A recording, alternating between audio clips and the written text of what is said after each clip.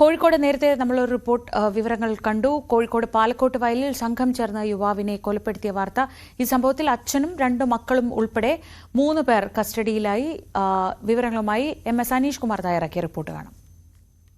കോഴിക്കോട് പാലക്കോട് വയലിൽ ഇന്നലെ രാത്രി 11 മണിയോടുകൂടിയാണ് ഈ സംഭവം ഉണ്ടായിരിക്കുന്നത്. 20 വയസ്സുള്ള സൂരജാണ് കൊല്ലപ്പെട്ടിരിക്കുന്നത്. ക്ഷേത്രോത്സവവുമായി ബന്ധപ്പെട്ട് ചില പ്രശ്നങ്ങൾ ഉണ്ടായിരുന്നെന്ന് പറയുന്നു. ഇതിന്റെ തുടർച്ചയായാണ് സംഘർഷം ഉണ്ടായെന്നും പറയുന്നു. എന്തായാലും നമുക്കൊപ്പം നാട്ടുകാരുണ്ടോ? ചേട്ടാ, എന്താണ് ഇന്നത്തെ ഇപ്പോൾ കുറേ മീഡിയ അങ്ങനെ പറഞ്ഞുകൊണ്ട് നിൽക്കുകയാണ്. എന്താ കേസ്? ഞങ്ങൾ ഇന്നലെ തെറ്റിക്കാനടുത്ത് നിൽക്കുന്ന ഞങ്ങളെ സുഹൃത്ത് വിളിക്കുന്നത്, സുഹൃത്തിന്റെ മോൻ ഞങ്ങൾ വിളിക്കുന്നത്, ചേട്ടാ ഇങ്ങനെ ഒരു വിഷയമുണ്ട്, ഒന്ന് വിരോധിച്ചിട്ട് ഞങ്ങൾ പോയി ഇവിടെ വന്നപ്പോഴാണ് ഒരു കച്ചറ ഉണ്ട്. അപ്പൊ ഞങ്ങൾ നാട്ടിലുണ്ട് എല്ലാം കൂടി സോൾവ് ആക്കിയ സഭയുടെ മുന്നിൽ നിന്ന് എല്ലാം പറഞ്ഞ് അങ്ങോട്ടും കൂടെ ആക്കി.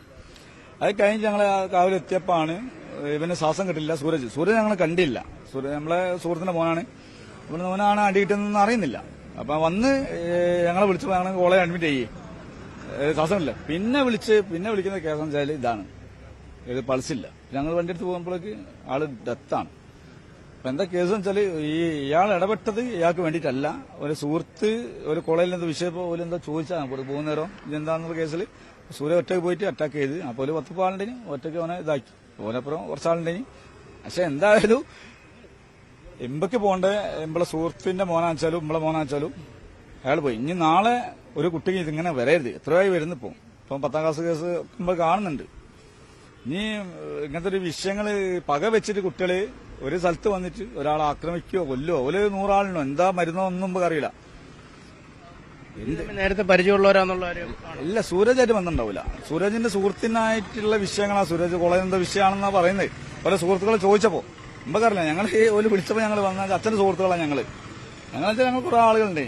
അപ്പൊ ഞങ്ങൾ വന്ന് ഒക്കെ ഉത്സവത്തിനിടയ്ക്ക് എന്തെങ്കിലും പ്രശ്നം വരുന്നില്ല. കാവായിട്ടൊരു വിഷയമില്ല. നമ്മളെ തിരുക വന്നിട്ട് അവിടെ ആയിട്ടൊരു വിഷയമില്ല. ഇല്ലല്ല, വേണ്ടി കോളേജ് വിഷയമാണ് വലുത്. അപ്പൊ അവിടെ വന്നപ്പോ അങ്ങോട്ട് കാണല്ലോ. അങ്ങനത്തെ ഒരു വിഷയമായിട്ട് ലഹരിയാണോ എന്ന് അറിയാൻ പറ്റില്ലല്ലേ. ഇപ്പൊ ഈ മേഖലയിലൊക്കെ ഒരുപാട് പ്രശ്നങ്ങൾ ഈ മേഖല കുറച്ച് ആളുകളെ പോലീസ് പിടിച്ച കേസൊക്കെ ഉണ്ട്. ഇപ്പൊ ജാമ്യത്ത് ഇറങ്ങിയ ടീമൊക്കെ ഉണ്ട്. NDMA ആയിട്ട് പിടിച്ചൊക്കെ അത് നമുക്ക് അറിയുന്ന. നമ്മളെ പിന്നെ ഇപ്പൊ ഞാൻ പറഞ്ഞില്ല, നമ്മളൊരു കേസ് പറയുന്ന നേരം നമ്മള് മീഡിയ കൊടുക്കുന്ന നേരം നമ്മള് നാളെ നിങ്ങള് വേറെ എന്റെ ശവത്തിന്റെ ഫോട്ടോ ആയിരിക്കും എടുത്ത് കൊടുക്കേണ്ടില്ല. നമ്മള് കൊടുക്കുന്ന പോലീസിനാണെച്ചാലും നിങ്ങൾക്ക് നമ്മൾ പറയുന്ന നേരം ഞങ്ങൾ പറയാം ഇന്ന ആളുണ്ടെന്ന് വെച്ചാൽ ഓലിക്ക് ടീമുണ്ടാവും. മദ്യം കഴിക്കുന്ന മാതിരിയല്ല, ടീം ആളുകൾ കുറേണ്ടാവും. ഒരു മീഡിയ നമ്മൾ പറഞ്ഞത് ഈ മക്കൾക്ക് പറ്റി നമുക്ക് അറിയില്ല.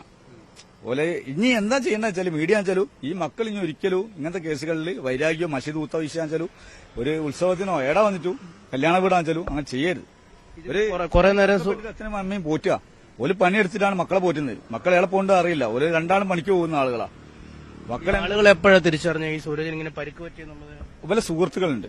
ആ വിഷയങ്ങൾ അവരൊക്കെ ഫോട്ടോ ഉണ്ട്. ഒക്കെ പോലീസിന് കൊടുത്ത് അയാളെ അറസ്റ്റ് ചെയ്തിരിക്കുന്നു. അയാളെ ഇപ്പൊ ഞങ്ങളിപ്പോ അവിടെ റോഡൊക്കെ ബ്ലോക്ക് ചെയ്തിട്ട് വിഷയങ്ങൾ ഉണ്ടായിരുന്നു. അപ്പൊ അയാളെ സാർമാരൊക്കെ ചെയ്തിരിക്കുന്നതാണ്. ഞങ്ങൾ വേറെ വിഷയങ്ങളായിട്ട് ഞങ്ങളാരും അതിൽ വന്നില്ല. ഞങ്ങൾ രാവിലെ 6 മണിക്ക് അരമണിക്കൂർ റോഡ് ബ്ലോക്ക് ചെയ്യുന്ന കേസുണ്ടായി. പാലക്കോട്ടെ ജനങ്ങൾ ഈ കേസിൽ പോലീസ് വന്ന് അയാളെ അറസ്റ്റ് ചെയ്തിരിക്കുന്നതാണ്. 3 ആളെ പറഞ്ഞ് ഇന്നലെ രാത്രി തന്നെ ഞങ്ങൾ സുഹൃത്തുക്കളൊക്കെ വീട് കാണിച്ചു കൊടുത്ത് ഒക്കെ അറസ്റ്റ് ചെയ്തിരുന്നു. എന്താ പറയാ, ഞങ്ങൾ ഇത് പോകണം.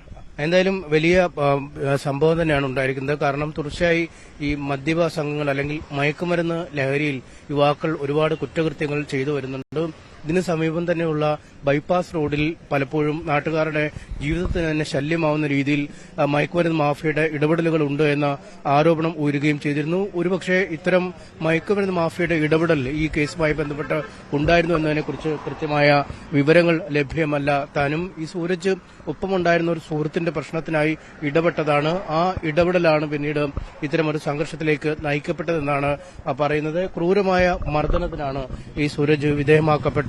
ഈ സ്ഥലം നമ്മളിപ്പോൾ ഈ ദൃശ്യങ്ങളിൽ കാണുന്ന ഇടത്ത് വെച്ചാണ് ഈ സംഭവം ഉണ്ടായത്. ഈ ഭാഗത്ത് വെച്ചാണ് ഈ 2 സംഘങ്ങൾ തമ്മിൽ ഏറ്റുമുട്ടുകയും സൂരജിന് ഗുരുതരമായി പരിക്കേൽക്കുകയും ചെയ്ത് പിന്നീട് ആശുപത്രിയിലേക്ക് കൊണ്ടുപോയെങ്കിലും ജീവൻ രക്ഷിക്കാൻ കഴിയാത്ത ഒരു സാഹചര്യം ഉണ്ടായിരുന്നു. നാട്ടുകാർ നൽകിയ വിവരമനുസരിച്ച് ഈ സൂരജിനൊപ്പം ഉണ്ടായിരുന്ന സുഹൃത്തുക്കൾ നൽകിയ വിവരങ്ങളനുസരിച്ച് ആദ്യം 3 പേരെ കസ്റ്റഡിയിലെടുത്തിരുന്നു. പിന്നീട് കൂടുതൽ ആളുകളെ കേസിൽ പ്രതി ചേർത്തിരിക്കുന്നു എന്നാണ് അറിയാൻ കഴിയുന്നത്. 15ഓളം പേർ ചേർന്നാണ് 20കാരനായ ആ യുവാവിനെ മർദ്ദിച്ചെന്ന വിവരങ്ങളാണ് പുറത്തുവരുന്നത്. എന്താണ് എന്തായാലും ഈ കുറ്റകൃത്യത്തിലേക്ക് നയിക്കപ്പെട്ടതെന്നതിനെക്കുറിച്ചുള്ള കൃത്യമായ അന്വേഷണത്തിലേക്ക് പോലീസ് കടക്കുന്നു. മുമ്പ് ഈ സൂരജുമായി ഈ ആളുകൾക്കുണ്ടായിരുന്ന പ്രശ്നമാണോ, ഈ പ്രതികൾക്കുണ്ടായിരുന്ന പ്രശ്നമാണോ ഈ കൃത്യത്തിന് പിന്നിൽ? മുൻവൈരാഗ്യമാണോ, അതോ പെട്ടെന്നുണ്ടായ വാക്കുതർക്കം പിന്നീട് സംഘർഷത്തിലേക്ക് കലാശിതാണോ എന്നീ കാര്യങ്ങളെക്കുറിച്ചൊക്കെ വളരെ വിശദമായി തന്നെ പോലീസ് പരിശോധിച്ചു വരുന്നു.